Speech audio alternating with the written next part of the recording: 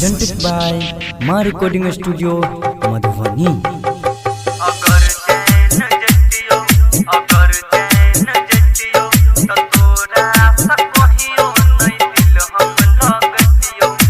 DJ Manish Raksol.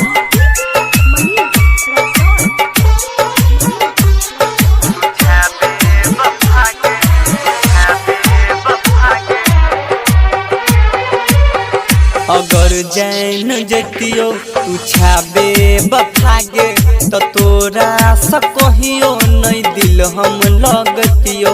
अगर जैन जतियो तू छाबे बफागे तो तोरा सा कहियो नहीं दिल हम लगतियो।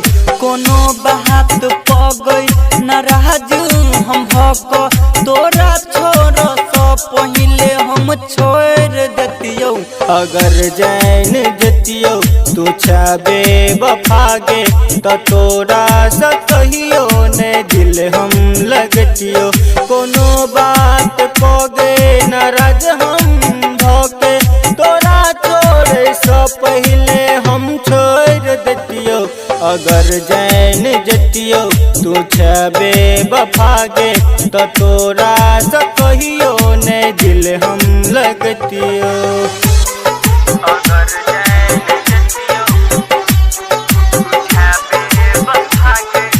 DJ Manish Raksol.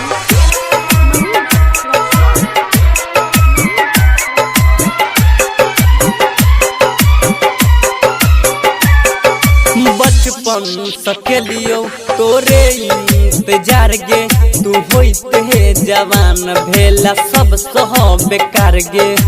बचपन सकेलियो तोरे इंतजार गे होते जवान भेला तू तो बेकार गे।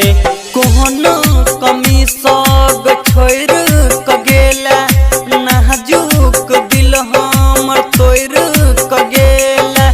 नाजुक दिल हमर तोड़ क गेला। हाँ जनतियो हम जे तुए हन निकलबे तो तोरा सा कहियो नहीं दिल हम लगतियो।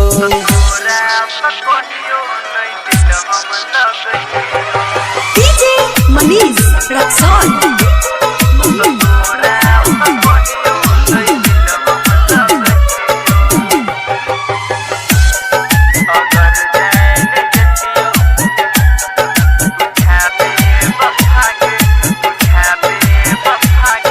सब दिन मिलै छेला कह जान गे दोसर के भेटते भेला अहाँ न जान गे। सब दिन मिलै छेला कहे के जान गे अब दोसर भेटते भेले अन जान गे।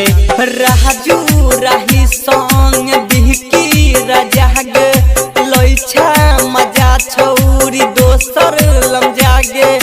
लैछा मजा तुम दोसर लंग जाके।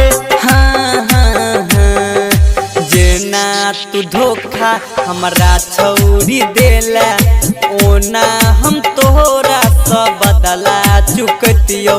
कोनो बात पगे नाराज हम भको तोरा छोड़े सा पहले हम छोड़ देतियो। अगर जैन जतियो तू छाबे बफागे तो तोरा सा कहियो नहीं दिल हम लगतियो।